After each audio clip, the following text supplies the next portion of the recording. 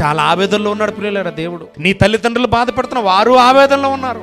ఏంటి, నాకు 5 పిల్లలు ఉంటే 5 పిల్లలు ఒక్కడు కూడా బాగా బ్రతకట్లేదని తల్లిదండ్రులు కుమిలిపోతున్నవారు ఉన్నారు. నాకు 2 పిల్లలండి, 2లో పెద్దవాడైనా బాగుంటాడు అనుకున్నాను, చిన్నవాడైనా బాగుంటాయి, 2 కూడా అదే అలవాటు. ఎంత బాధలండి తల్లిదండ్రులు. ఏంటి, తల్లిదండ్రులు బాధ పెట్టి నువ్వు ఆనందంగా బ్రతకగలవా? తల్లిదండ్రులను ఇంత శోభకు గురి చేసి నువ్వు సంతోషంగా ఉండగలవా? ఉండలేవు. దేవుడు ఉన్నవాడు. ఎందుకంటే ప్రారంభంలో అన్నాడు, నీ తల్లిని తండ్రిని సన్మానించు. నువ్వు సినిమా థియేటర్ దగ్గర సన్మానం చేస్తున్నావు ఎవరికి? పాలాభిషేకం.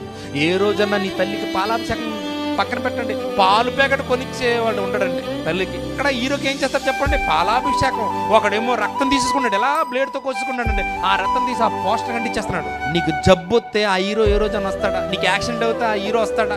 నీకు డాక్టర్లు చేతులు ఎత్తేసినప్పుడు నీ గురించి ఏడ్చేది తల్లి, నీ గురించి బాధపడేది తండ్రి. ఏ రోజండి ఆలోచిస్తా సమాజం? అందుకే నా పిల్లలు జ్ఞానం లేక చెడిపోయారు అంటున్నాడు దేవుడు. ఎందుకంటే ఈరోజు నువ్వు ఎంత గొప్పగా బ్రతికావంటే ఒక సినిమా థియేటర్లో ఉన్న హీరో కాదు, వాడు రంగులు కొట్టుకుంటాడు అంతే కదండి. ఒకడు మేకప్ వేయాలి, ఒకడు డాన్స్ నేర్పించాలి, ఒకడు బట్టలు వేయాలి, ఒకడు మాట ఇవ్వాలి, ఒకడు పాట పాడాలి. ఏంటి, అది చూసుకునే నువ్వు ఆనందపడుతున్నావు తప్ప ముదిమిలో ఉన్న నీ తల్లి, చివరి దశలో ఉన్న నీ తల్లి, ఏంటి ఆఖరి దశలో ఉన్న నీ తల్లిని ఏ రోజన్నా పాదాల దగ్గర కూర్చొని, అమ్మ నా నుంచి నీకు ఏం కావాలమ్మా? నిజంగా సమాజం చాలా భయంకరంగా ఉందండి.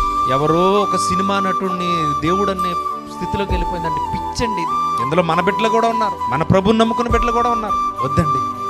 దేవుడు అన్నాడు, నీ భూమి మీద దీర్ఘాయుష్మంతుడుగా బ్రతకాలంటే నీ తల్లిని సన్మానించు, నీ తండ్రిని సన్మానించు. వారి చిన్ననాడు నీకు పుట్టే బిడ్డలు నువ్వు ఎంత గారాభంగా చూస్తున్నావో, నీకు పుట్టే బిడ్డలు ఎంత ప్రేమగా చూస్తున్నావో, అదే ప్రేమ నీ తల్లిదండ్రులు కూడా నీపై చూపించారు. అబ్బాయి లేరండి, మా తల్లి మమ్మల్ని సరిగ్గా పట్టించుకోలేదు, పెంచలేదు అంటావా?